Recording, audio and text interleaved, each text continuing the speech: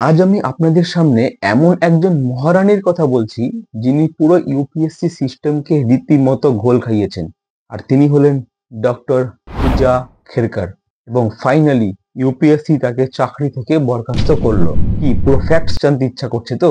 এটাও ভাবছেন আমি মহারানী কেন বললাম? তাই সবকিছু জানাতে আপনাদের সঙ্গে আমি সৌমেন চলে এলাম নতুন একটা ভিডিও নিয়ে। তো চলুন শুরু করা যাক আজকের ভিডিও। প্রতি বছর ইউপিএসসি এক্সামে মানে ইউপিএসসি সিভিল সার্ভিস এক্সামে 10 থেকে 15 লক্ষ পরীক্ষার্থী পরীক্ষা দিতে আসে। তার মধ্যে 10 থেকে 12,000 পরীক্ষার্থী মেন্স এবং ফাইনালি 700 থেকে 1000 জনের সিলেকশন হয়। দেশের তো অবশ্যই, বিশ্বের one of the toughest exam এই ইউপিএসসি। কিন্তু এই ইউপিএসসি তো স্ক্যাম। হ্যাঁ, স্ক্যাম। আপনারা ঠিকই শুনছেন, স্ক্যাম। আর এই নাটকের মূলে যিনি রয়েছেন তিনি হলেন ডক্টর পূজা খেরকার।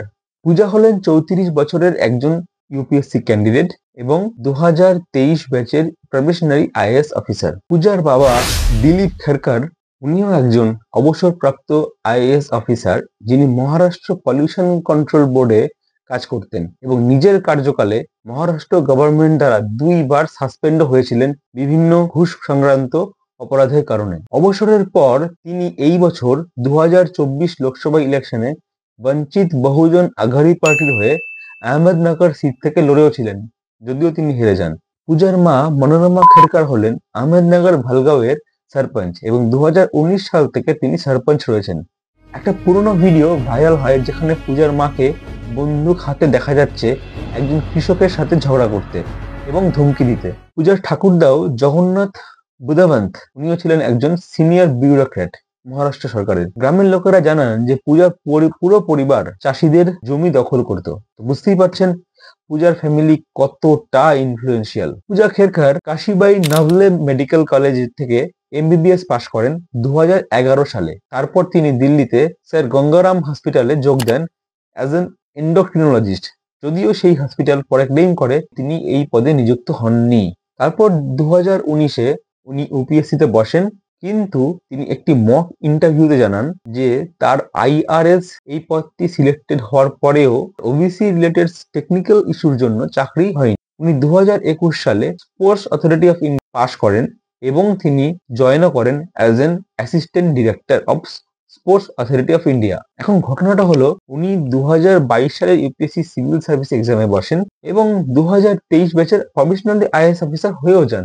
2022-এর এই ইউপিএসসি সিভিল সার্ভিস এক্সামিনেশনে পূজার র্যাঙ্ক ছিল 821, কিন্তু ভাগ্যের পরিহাস উনি পেয়ে যান আইএএস পোস্ট, যেটা কিনা যারা প্রথম দিকের র্যাঙ্কে থাকে তাদেরকে দেওয়া হয়। এবং আপনারা সবাই জানেন যে আইএএস পরীক্ষায় পাশ করার পরে যারা আইএএস হবেন তাদের Lal Bahadur Shastri National Training Institute of অ্যাডমিনিস্ট্রেশনে পাঠানো হয় তাদের ট্রেনিং এর জন্য। এবং ট্রেনিং এর অংশ হিসাবে প্রত্যেক আইএএস অফিসারকে প্রবেশনারি পিরিয়ড কাটাতে হয়। পূজা খেরকারও তার আইএএস এর প্রবেশনারি পিরিয়ড কাটাতে ওনাকে পাঠানো হয় অ্যাজ এন অ্যাসিস্ট্যান্ট কালেক্টর পুনেতে। এবং 3রা জুন 2024 তারিখে তিনি পুনেতে ডিস্ট্রিক্ট কালেক্টর অফিসে পোস্টিং পান এবং তিনি সেখানে জয়েন করেন। এরপর ঘটনার সূত্রপাত হয় কোথা থেকে? কন্ট্রোভার্সির সূত্রপাত হয় 2024-এর 3রা জুন তারিখে। পূজা খেরকার উনি অফিস জয়েন করেন এবং 24শে জুন 2024 তারিখে পুনের ডিস্ট্রিক্ট কালেক্টর সুভাষ দিবাসে মহারাষ্ট্রের চিফ সেক্রেটারি সুজাতা সৌনিককে অ্যাড্রেস করে একটা চিঠি লেখেন এবং চিঠিতে উনি জানান এই পূজা খেরকার, যিনি প্রবেশনারি আইএএস অফিসার হিসেবে নিযুক্ত হয়েছেন, উনার যে সমস্ত কাজ করার কথা নয় উনি সেই সব ইললিগাল কাজ করছেন। প্রবেশনারি আইএএস অফিসার হিসাবে উনাকে উনার উচ্চপদস্থ আইএএস অফিসারদের অধীনে কাজ করতে হয় এবং তাদের কাজে সাহায্য করতে হয়। উনি সেই সব কিছুই করছিলেন না। জয়েন করার ঠিক আগে পূজা ওখানকার রেসিডেন্ট আবাসিক অফিসার বা রেসিডেন্ট অফিসার অন্যান্য অফিসারদের কাছে হোয়াটসঅ্যাপে মেসেজ করতে থাকেন তার বিভিন্ন রকমের সুবিধার কথা জানিয়ে। তার কি কি লাগবে? নাম্বার 1, বসার ব্যবস্থা। নাম্বার 2, একটা পার্সোনাল গাড়ি যেটাই কিনা গভর্নমেন্ট অফ মহারাষ্ট্র লেখা থাকবে এবং লাল নীল বাতি থাকবে। নাম্বার 3, একটা রেসিডেন্স বা বাসস্থান। এবং নাম্বার 4, পার্সোনাল অ্যাসিস্ট্যান্ট বা পিয়ন। তিনি ঘন ঘন বিভিন্ন অফিসারদের কাছে সুবিধা চেয়ে মেসেজ করতেন এবং উল্লেখ্য যে এই ধরনের সুবিধা কোন রকম প্রফেশনাল আইএএস অফিসারকে দেওয়া হয় না। তবুও তিনি আশ্বস্ত করেছিলেন যে তাকে রেসিডেন্সের ব্যবস্থা করে দেওয়া হবে। দিবাসী আরো বললেন যে খেরকারকে জেলা কালেক্টর এবং রেসিডেন্ট ডেপুটি কালেক্টর এবং অন্যান্য কর্মকর্তাদের সাথে থাকার কথা ছিল এবং তাদের কাজ সম্পর্কে জানার জন্য বলা হয়েছিল। তাকে প্রথম রেসিডেন্ট ডেপুটি কালেক্টরের অফিস ব্যবহার করতে বলা হয়েছিল। তারপর জেলা কালেক্টরের এ উইং এর চতুর্থ তলায় তার জন্য বসার ব্যবস্থা করা হয়েছিল এবং তিনি নিজের জন্য একটা পার্সোনাল অফিস চান। সেই এবং আগের যে অফিসটি তাকে দেওয়া হয়েছিল সেই অফিসটি তিনি ব্যবহার করতে অস্বীকার করেন। তার কারণ সেখানে অ্যাটাচ বাথরুম নেই। অফিস ব্যবহার করতে অস্বীকার করার পর দিলীপ খেরকারকে নিয়ে আসেন এবং তার সাথে বি উইং এর ভিআইপি অডিটোরিয়াম এর খোঁজ করতে থাকেন এবং সেখানকার অফিসও তিনি নিতে অস্বীকার করেন, এই বলে যে সেখানে বৈদ্যুতিক যে সরঞ্জাম থাকার কথা সেগুলো সঠিকভাবে নেই। এরপর উনি ওনার বাবাকে অন্যান্য অফিসারদের সঙ্গে তর্ক করতে উদ্যত করেন। তার মেয়েকে যদি ঠিকভাবে ব্যবস্থা করে না দেওয়া হয় তাহলে এই অ্যাডিশনাল ডিস্ট্রিক্ট অফিসারকে তার প্রমোশন যাতে না হয় সে নিয়ে আটকে দেবেন।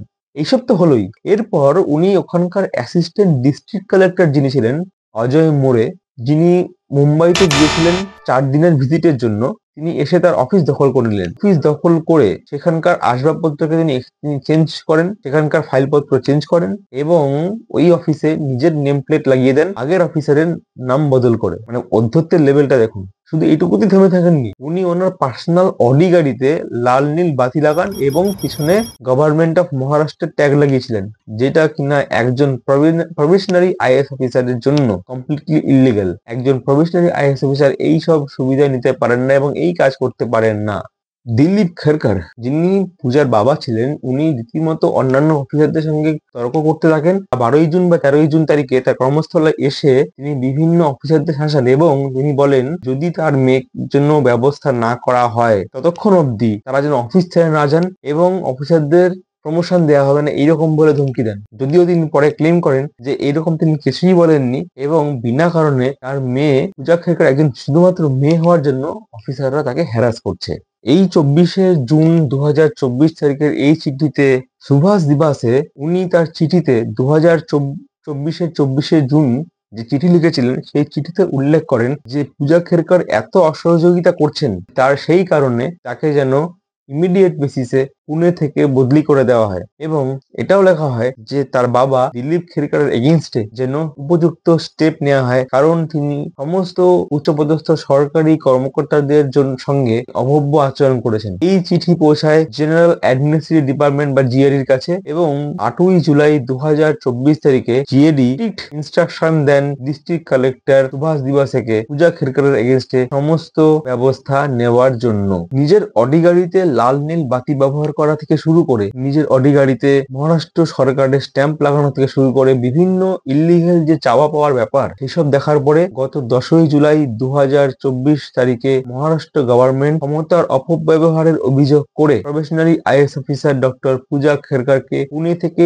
অলমোস্ট 500 কিলোমিটার দূরে ওয়াসিমে বদলি করে দিয়েছেন এবং সেখানে তিনি তারপর থেকে অ্যাডিশনাল অ্যাসিস্ট্যান্ট কালেক্টর হিসাবে দায়িত্ব পালন করার নির্দেশ দিয়েছিলেন। পরে এই পূজা খেরকার ওই সুভাষ দিবসের উপরেই সেক্সুয়াল হ্যারাসমেন্টের আরোপ আনেন, যেটা কিনা খুবই হাস্যকর একটা ব্যাপার এবং পরে কোর্ট দ্বারা সেই আরোপ খারিজও হয়ে যায়। এই প্রফেশনাল পিরিয়ডের নিয়ম হচ্ছে সাধারণত একজন প্রফেশনাল আইএএস অফিসার 2 বছরের পিরিয়ডের হয়, তবে সেই ক্যান্ডিডেটের উন্নতির প্রয়োজন হলে তাকে প্রশিক্ষণ একাডেমি আরো 4 বছর এক্সট্রা রাখতে পারে।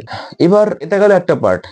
এই ঘটনাগুলো যখন একের পর এক সামনে আসছে তখন শুরু হলো আরেকটা ঘটনার সূত্রপাত। সেই ঘটনা সেটা হলো একজন আরটিআই অ্যাক্টিভিস্ট বিজয় কুম্ভার, তিনি একটি আরটিআই ফাইল করেন এবং আরটিআই এ তিনি প্রশ্ন তোলেন পূজার ক্যান্ডিডেটশন নিয়ে। পূজা অ্যাপ্লাই করেছিলেন দুটি ক্যাটাগরির বেসিসে বা রিজার্ভেশনের বেসিসে। নাম্বার 1, তিনি নিজেকে দেখিয়েছিলেন ওবিসি নন ক্রিমিলেয়ার এর আন্ডারে। এবার আপনাদের আসি ক্রিমিলেয়ার নন ক্রিমিলেয়ার কি। নন ক্রিমিলেয়ার লেয়ার হচ্ছে তিনি প্রথম কথা তিনি ওবিসি এবং তার প্যারেন্টস এর এবং তার পরিবারের বার্ষিক ইনকাম 8 লক্ষ টাকার নিচে হলে তবেই কেউ নন ক্রিমিলেয়ার এর অ্যাপ্লাই করতে পারেন। কিন্তু ব্যাপারটা হচ্ছে এবার হাস্যকর। আমি আপনাদের কাছে এমন কিছু তথ্য দিচ্ছি যেটা শুনলে মনে হবে ব্যাপারটা কি, মানে তো ঘুরে যাবে। ওনাদের যে সম্পত্তির পরিমাণ তা এবার আপনাদের সামনে দিই। Number 1, 100 acre agricultural land. Number 2, 6টি প্লট। নাম্বার 3, 7টি flat, total 900 gram gold and diamonds, 17 lakh টাকার ঘড়ি এবং 4টে লাক্সারি কার, এবং তার অবশ্যই তার মধ্যে ইনক্লুডিং একটি অডি, একটি BMW মতো গাড়ি। 2টি প্রাইভেট কোম্পানির সাথে পার্টনারশিপ। পূজার নিজের নামে 17 লাখ টাকা আছে। পূজার বাবা ইলেকশন বন্ডে দেখিয়েছেন যে তার 40 কোটির সম্পত্তি আছে এবং 45 লক্ষ টাকার তার এগ্রিকালচারাল থেকে ইনকাম হয়। পূজার মায়ের সব মিলিয়ে 15 কোটি টাকা সম্পত্তি।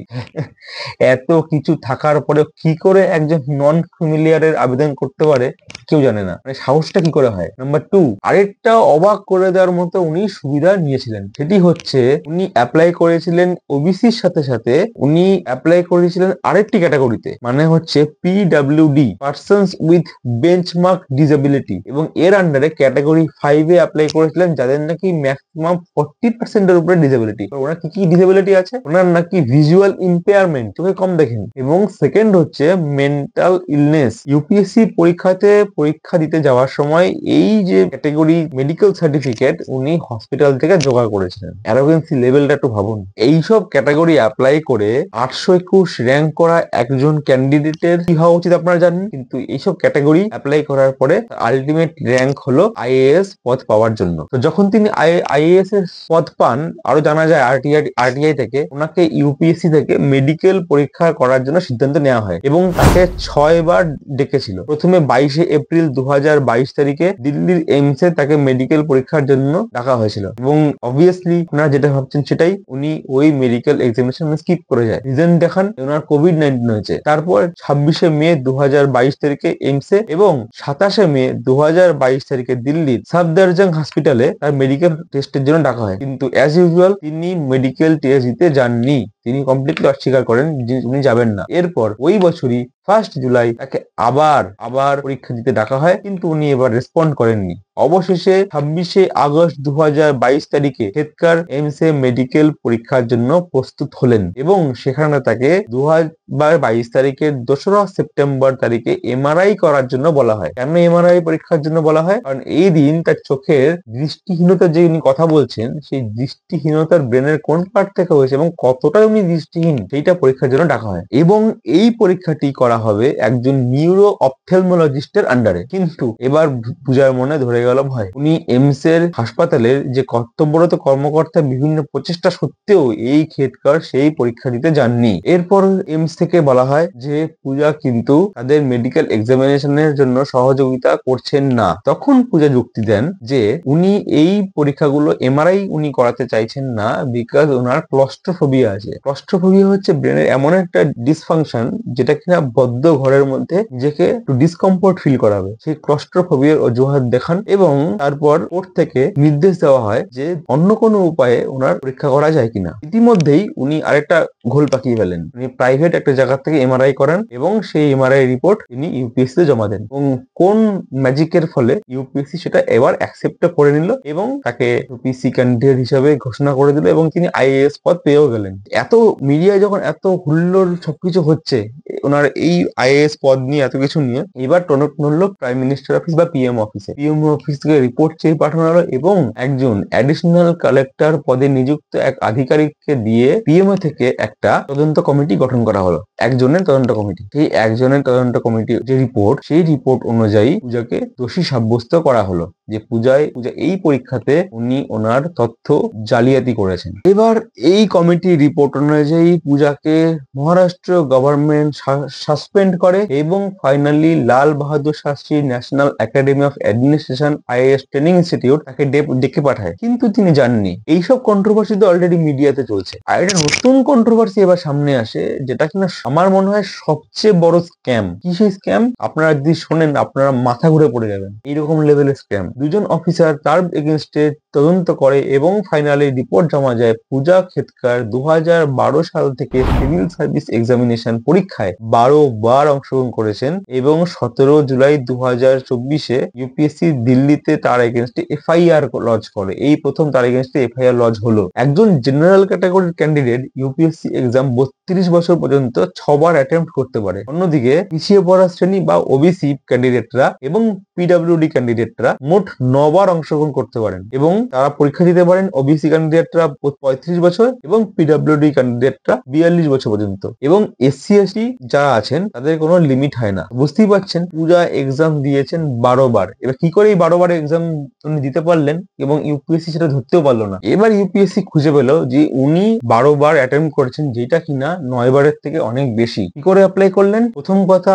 তিনি অ্যাপ্লাই করতেন নিজের নাম চেঞ্জ করে। 2 নম্বর, তার বাবা মার নাম চেঞ্জ করতেন, তার ফটো চেঞ্জ করতেন, তার সিগনেচার চেঞ্জ করতেন। 2023 সালে উনি আইএএস অফিসার হন এবং লাস্ট অ্যাটেম্পটে উনি 2023 সালে আইএএস অফিসার হন। ইউপিএসসি জানিয়েছে যে কেতকার ছাড়া অন্য কোনো প্রার্থীর আরো 15,000 প্রার্থীর অ্যাপ্লিকেশন ওনারা স্ক্যান করেছেন এবং শুধুমাত্র পূজা খেতকারই ছিলেন একজন প্রার্থী যিনি এই লিমিট ক্রস করে 12 বার এক্সাম দিয়েছেন। আর ইউপিএসসি কারণ হিসেবে দেখাচ্ছে যে এটা ইউপিএসসি ওনারা যখন অ্যাপ্লাই করছেন তখন কেন ধরতে পারেনি সিস্টেম, তার কারণ হচ্ছে উনি শুধু নিজের নামটা চেঞ্জ করেন, উনি ওনার বাবার নাম, ডেট অফ বার্থ সবকিছু চেঞ্জ করে অ্যাপ্লাই করতেন এবং জাল সার্টিফিকেট বানিয়ে জমা দিতেন। সেই কারণে উনি ইউপিএসসি ধরতে পারেনি। এবং ফাইনালি দিল্লিতে যখন 17 তারিখে এফআইআর লজ হয়, তার ঠিক 15 দিন পরে 31শে জুলাই 2024 তারিখে তার ক্যান্ডিডেটসিওর ক্যান্সেল হয়ে যায়। পূজা খেরকারকে বরখাস্ত করার আগে ইউপিএসসি পূজা খেরকারকে বরখাস্ত করার আগে তাকে শোকজ পাঠায় এবং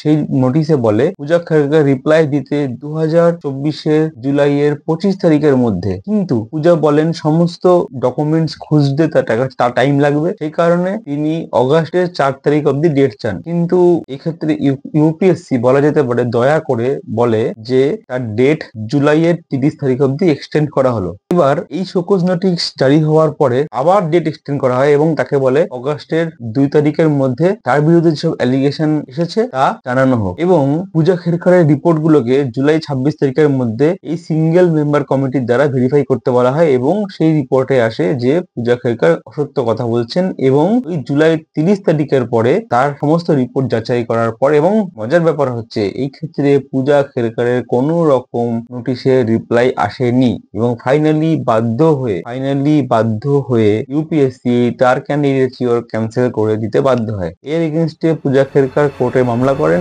এবং কোর্ট জানিয়ে দেয় যে ইউপিএসসি ডিসিশন ঠিক এবং ইউপিএসসি এই ধরনের ডিসিশন নিতে পারে এবং ফাইনালি ইউপিএসসি এটাও জানিয়ে দেয় তিনি ফার্দার কোনো সরকারি এক্সাম, স্পেশালি ইউপিএসসি যেসব এক্সাম কন্ডাক্ট করে, উনি আর কোনো পরীক্ষা দিতে পারবেন না। এই হচ্ছে পূজা খেরকারের পুরো স্ক্যামের হিস্ট্রি। বলা যেতে পারে উনি নিজের পায়ে নিজে কুড়াল মেরেছেন। উনি যদি প্রথমে এরকম অ্যারোগেন্সি না দেখাতেন যে আমার অফিস লাগবে, আমার গাড়ি লাগবে, আমার বাড়ি লাগবে, আমার পার্সোনাল অ্যাসিস্ট্যান্ট লাগবে, এইসব বলে টলে যদি চাপ না দিতেন তাহলে হয়তো আমরা এই যে ঘটনাগুলো ঘটছে, ওনার রিজার্ভেশনের অপব্যবহার, ওনার নাম চেঞ্জ করার অপব্যবহার, ওনার ক্যাটাগরির অপব্যবহার, এইসব জিনিসগুলো সামনেই আসতো না। তাই আমি বলবো ইউপিএসসির অনেক জায়গায় ফেলাসি। কি করে ইউপিএসসি তার মেডিকেল রিপোর্ট অ্যাকসেপ্ট করে নিল সেটা জানা নেই। ইউপিএসসি নিজেও জানিয়েছে যে তাদের এই প্রোগ্রামগুলোতে যখন কেউ অ্যাপ্লাই করবে এরপর থেকে আরো টাইটলি ব্যাপারটাকে দেখা হবে। কিন্তু যেখানে স্টুডেন্টস এর ভবিষ্যতের ব্যাপার, যেখানে চাকরির ভবিষ্যতের ব্যাপার, সেই ক্ষেত্রে এইরকম ধরনের যে ঘটনাগুলো সেইগুলো একদমই অ্যাকসেপ্টেবল নয় এবং আমরা অনেক স্টুডেন্টসকে প্রত্যেককে যারা এই প্রত্যেকটি ইউপিএসসি অ্যাসপিরেন্টস তাদেরকে ডিপ্রাইভ করছি। এমনিতে নিটের স্ক্যাম, তারপর নেটের পেপার লিক এবং ফাইনালি ইউপিএসসির এই ঘটনা চোখে আঙ্গুল দিয়ে দেখিয়ে দিচ্ছে আমাদের চাকরির ব্যবস্থার যে পরীক্ষাগুলোর সিস্টেম সেটা কতটা ফাঁকফোকর থাকলে এসব সম্ভব। নমস্কার বন্ধুরা, আজকে এইটুকুই থাক। আবার দেখা হবে পরবর্তীকালে নতুন কোনো ইনফরমেশন নিয়ে। আপনারা আমাকে জানান আমার এই ভিডিওটা কেমন লাগলো। পূজা খেরকার সম্বন্ধে কোনো যদি মন্তব্য থাকে আমার কমেন্ট বক্সে আপনারা জানান। ফাইনালি আমার চ্যানেলটি সাবস্ক্রাইব করে দেবেন, তাতে আপনাদের জন্য তো এটা ফ্রি, কিন্তু আমার জন্য আমার মোটিভেশন বাড়াতে এগুলো সাহায্য করবে। আজকে আসি, পরবর্তীকালে আবার দেখা হবে নতুন ভিডিও নিয়ে। চললাম, টাটা, গুড নাইট, নমস্কার।